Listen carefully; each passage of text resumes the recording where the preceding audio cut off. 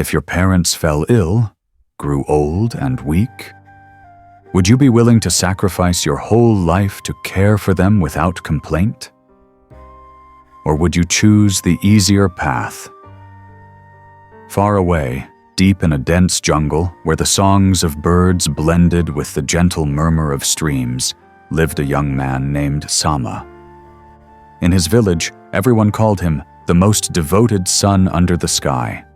Sama was not rich. He owned no gold, no silver, no power, but he possessed something no one else could match, a heart wholly dedicated to his parents. From childhood, Sama had watched his mother and father go blind from illness. They were poor, too poor to find doctors, too poor to ask anyone for help. One by one, the villagers turned their backs, but little Sama, still just a boy, spoke firmly. "If no one will save my parents, then I will. Even if it takes my whole life, I accept that." Years passed, and that boy grew into a young man in the heart of the forest. Every day, Sama led his blind parents to bathe in the stream, gathered fruits from the jungle to feed them, and tended to their every cough, every trembling step. He lived simply, quietly. No complaints, no demands, no dreams beyond keeping his parents safe and alive. And though he was surrounded only by wild winds and the cries of distant beasts, Sama's heart burned with a strange and powerful light, compassion and filial devotion. He believed that a person might have nothing, no wealth, no title, but as long as they kept their heart pure and never abandoned their duty, they were richer than kings. When misfortune knocks, have you ever done all the good you could, only for disaster to strike you instead? In that moment, will you curse fate, or will you still keep compassion in your heart? One morning, as the first rays of dawn filtered through the jungle canopy, Sama carried 2 buckets of clear water back home to bathe his blind parents. The forest breeze was cool. The birds sang brightly, just like every other day. But that day, misfortune came knocking. A king, lost deep in the forest during a hunting trip, stumbled upon Sama by the riverbank. Exhausted, hungry, and suspicious, the king eyed the young man. Why would a young, healthy man live alone in this wilderness? Could this be some forest spirit in disguise? Without a second thought, the king raised his bow. The string snapped tight, the arrow flew, and struck Sama squarely. The young man collapsed, blood staining the earth red beneath him. As the king approached, expecting to find a monster, he froze. Instead of a beast, he saw only a gentle-faced boy, eyes soft even in pain, lips whispering his final words. "Please, don't harm my parents. They are blind and have no one else." The king's heart clenched. For the first time in his life, he felt that his arrow had done more than pierce flesh. It had torn through his own conscience. And Sama, lying there in agony, so close to death, did not curse. He did not cry out, "Why me? What wrong have I done?" His only thought was for others, his blind, elderly parents, waiting for their meal, waiting for his familiar voice.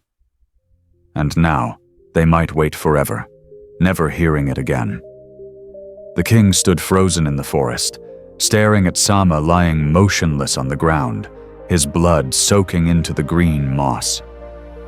A wave of regret like nothing he had ever known surged through him. This mighty king, proud and victorious in countless battles, now found himself defeated, not by sword or spear, but by the gentle gaze of an unknown young man. He knelt beside Sama, grasping the boy's thin, trembling hand, still warm despite the fading life within. I was wrong. I will make this right. I swear it." The king's voice broke with guilt. Without delay, he hurried to find Sama's parents, the blind old couple living in a small hut deep in the forest.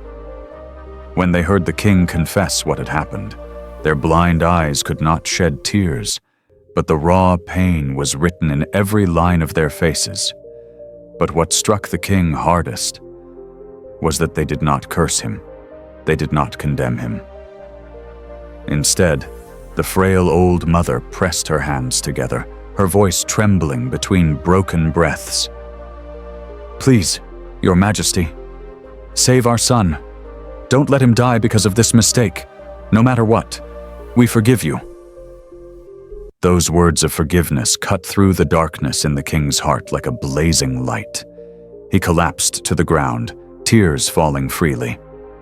"I will do everything I can. If any gods are listening, please, spare this dutiful son's life." And in that sacred moment, a miracle unfolded. Moved by the boundless compassion of Sama and his parents, the celestial beings looked down with mercy.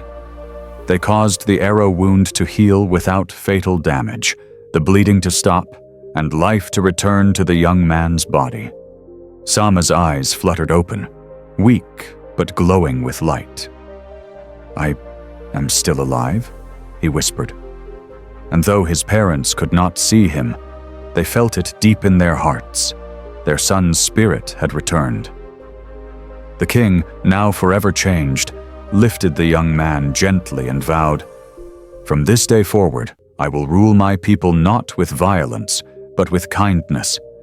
I will teach my kingdom the example of this son's devotion and compassion."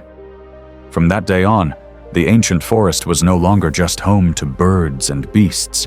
It became a symbol of filial piety and the invisible power of compassion. Sama, after recovering, held no hatred for the man who had harmed him.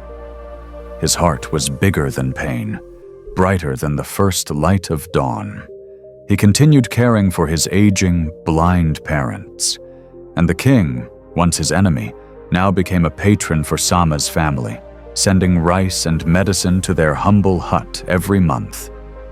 The people of the kingdom, upon hearing the story, were deeply moved. They shared it from village to village about the young man whose devotion and forgiveness had transformed a king. And slowly, hearts began to change. Children returned home to care for their parents. Those in power started leading with virtue, not violence. This lesson echoed through generations. Filial piety and compassion hold greater power than any weapon or throne. And when we let go of hatred, miracles can happen, not only saving others but reviving our own life as well. If this story has touched your heart, help us spread these beautiful values to even more people. Click subscribe to our channel today, so each day you'll receive another story, another small flame to help light up this world. Because now, more than ever, the world needs more hearts like Sama's. And our channel will keep sharing these stories, as long as you walk this journey with us. Subscribe now, and together, let's make sure this flame of kindness never goes out.